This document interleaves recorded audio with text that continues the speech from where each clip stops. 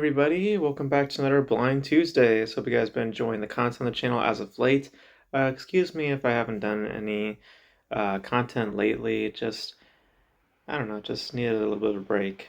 Just some some stuff going on, so I just needed some time to myself. But getting back to the swing of things here, and we are back with another Blind Tuesdays, and for this week, it was going to be the French New Wave, and that's it's a very specific category, especially because we've done this category a few times on this channel already. We reviewed the 400 Blows for Blind Tuesdays, which I liked enough. It was good. Um, Also reviewed Cleo from 5 to 7, which I think is a very good piece.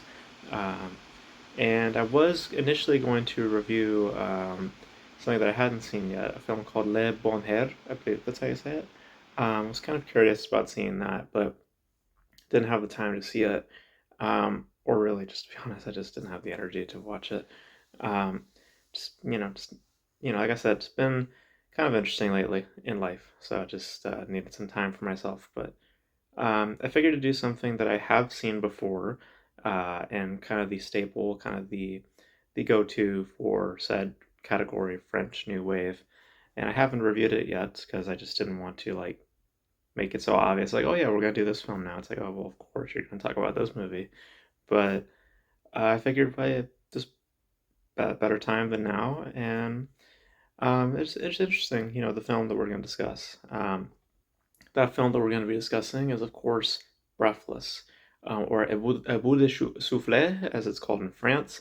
Directed and written, of course, by Jean-Luc Godard, who would be quite the name coming out of the French New Wave. I believe he's still working today, if I'm not mistaken. He had a film out recently, I think. Mostly in the festival circuit, I've seen him, but obviously getting a start here with A Bout de Souffle, or as here in America, Breathless. Um, this being his feature-length debut, starring Sean Sean Scherberg, I forget how you say her name, and Sean Paul Belmondo, who plays a guy named Michael, who is a kind of a kind of a traveler, kind of a wanderer, and he's of course a criminal by his description, um, and he's kind of he's on the run. He's literally on the run. His whole motto is basically just that of just moving forward. There's a line in the film about how you operate a vehicle. It's not about applying the brakes. It's just simply letting the car move. And that sort of is his whole mentality, is just to keep on moving. And within his circumstance, it's quite literally what he has to do.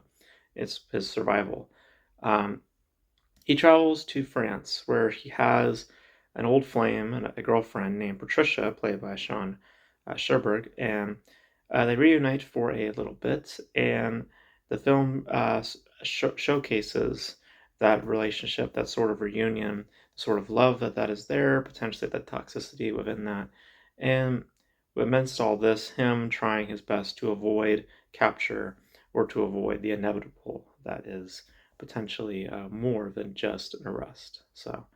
Um, so in essence, that is what is the film, narratively speaking. Now, um, the thing I've noticed a lot about the French New Wave, reviewing quite a few films now, is there seems to be a consistent pattern when it comes to the showcase of this format, and what makes it so, and why is it makes it why, in some cases, why it makes it more fascinating than others. In the case of the 400 Blows, for example, I wasn't particularly fond of that film. I mean, I liked it for what it is, but when you stack it into the when you then tell me that the cinematic language that it's meant to be is within the French New Wave staple, it sort of falls flat on that, because it doesn't have those marked traits, and that it doesn't have that sort of variety in editing, that sort of variety in tone, or like that sort of off-putted like nature, by an aesthetic front. 400 Blows is quite a straightforward type film, in terms of how it's represented and how it's told. Also, I mean, more or less, all these films in the French New Wave are pretty much straightforward type narratives.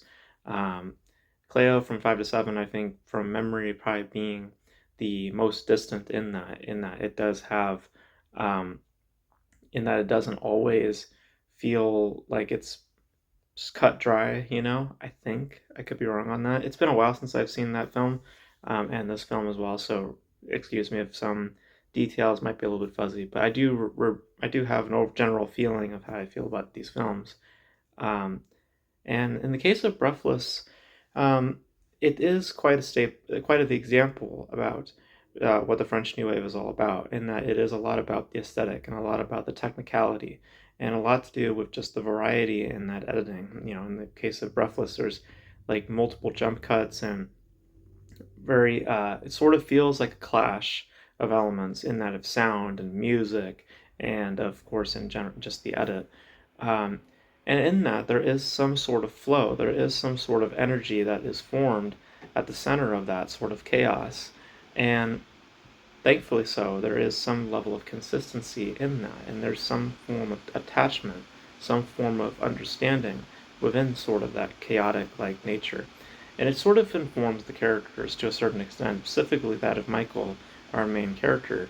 It sort of plays to his overall mindset, the sort of anxious and sort of just um, sort of like there's almost like we almost have so much time for things to happen until something just comes into our view, sort of in the same vein of like Cleo from 5 to 7, where there is quite literally this time to where things might happen, for our main character. So in that, like I've noticed, like on a narrative front, how the French New Wave sort of shines is that of just showing you that restraint in time, and that there is only so much time until things may happen, and that sort of technical flair, that sort of technicality, that sort of aesthetic that is used in this format operates the best under that sort of narrative interest. This whole concept of time, I think, really plays well to the format of the French New Wave. Because anything outside of that, it just feels more of like just a um, more of a technical flirt than anything else. And for Breathless's case, it is about time. It is about that sort of um, point in time that we have with someone, and generally our view of time and how wish to use time. Do we wish to use time for ourselves, or use our time for someone else? Um, and in the center there is that sort of love story that is, there. And by general idea alone, yes, it is about a love, between these two. Sort of the toxicity, sort of the just general desires for each other. Um, but more so on an aesthetic front, what it is trying to do within that style is to show you the idea of time and how it plays to these characters, and what it means for the characters and for us, how we're supposed to take it, and that there is only so much, time until such an inevitable thing happens. Very similar to that of Cleo from 5 to 7, where there is quite literally almost so much time to where something drastic could happen, you know. And in the case of, if just where my interest lies, I would say Cleo from 5 to 7 has more going on because of how much more restraint it is, in that it is just this. I believe it's like an hour or two, and generally how the story plays out, I believe it's just an hour or two, right? Um, Whereas Breathless, it takes, I think like a couple of days, for events to unfold. So, in the format, the representation of that technicality, I feel as though that it plays better over here for Cleo because of just what it's narratively trying to do. Whereas Breathless, it's more of a generalization of events, a generalization of ideas. Whereas this over here with Cleo, it's much more about the now, in that what is happening. Whereas Breathless, it's more of a more broader, a more stretched, you know, uh, showing of such ideas. Um, and it still is really well done in that technical front. There is, though, that distance in narrative. I do think Cleo has more of a grip to narrative because of just what it is generally trying to do. Um, and again, more of that, just that restraint, that little room for for that character to really do other things. Like I said, the film takes place in like an hour or two, so it's like there is that sort of tensity that is being built. Whereas in Breathless, there is a little bit more room to kind of sit in, and in that sort of room that is created also, I'm not really as attracted to the characters. I'm not really as attached to them as I am on an aesthetic front. And to a certain extent, it does feel more of a flirt to some measure with how it utilizes these technicalities. There is a purpose within them, but ultimately it feels like there is somewhat of a flirt, some more of a interest in technicality than there is with narrative, whereas Cleo I feel is more of a marriage of the two. Um, but I still find it interesting, very interesting by technical front, and again, a good example from the French New Wave, how that sort of format is meant to be utilized. And ultimately, the sort of benefits when you're having to utilize this sort of concept, these sort of formats within the concept of time, and how it could be informative to your characters or to your overall narrative. And in the case of Breathless, it is informative, but I would say that delivery is not as weightful or as impactful, comparatively speaking, to what other offerings there are in this sort of language. I would say that Cleo has a little more to offer because of just that restraint. With here, just isn't that restraint.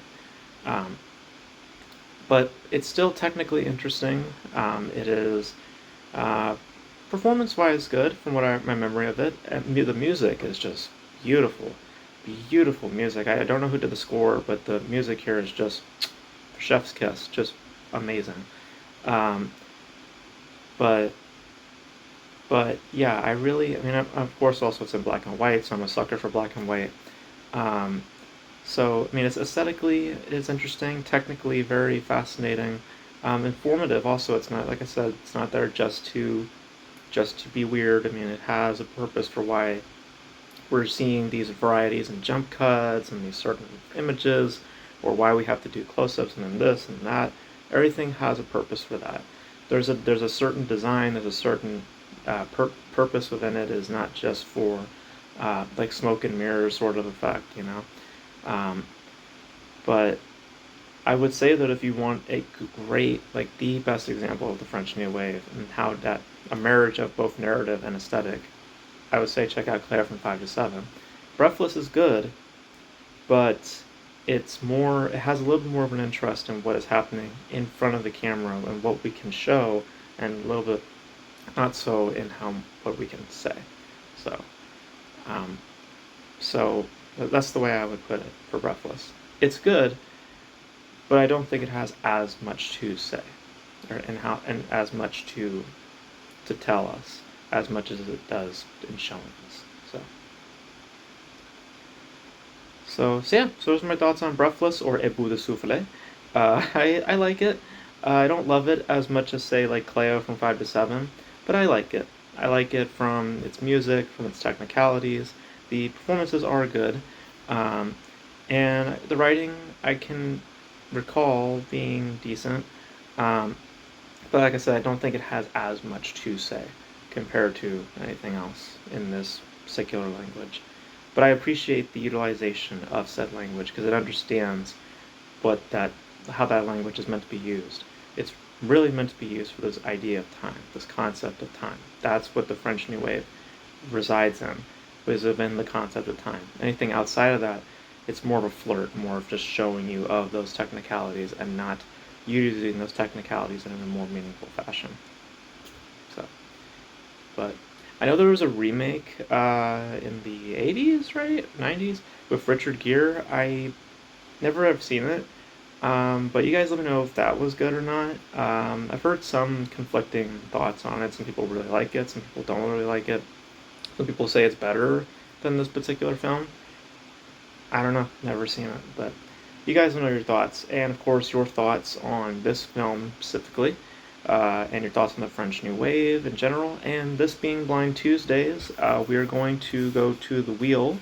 If I can boot up my computer here. Sorry if you hear my computer making noises. Just Sorry.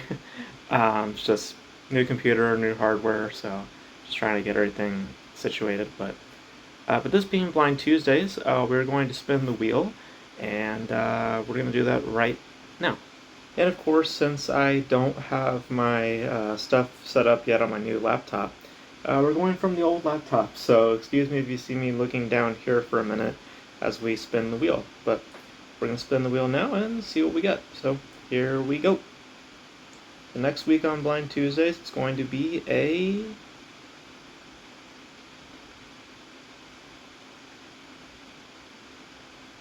Okay. Alright, we're going to be dipping into thrillers once again.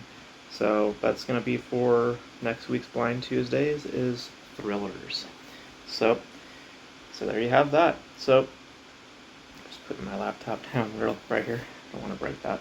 Um, but yeah, guys, that's going to be it for this week's Blind Tuesdays. Thank you guys for tuning in. Once again, sorry for just the lack of content. Just needed some time for myself.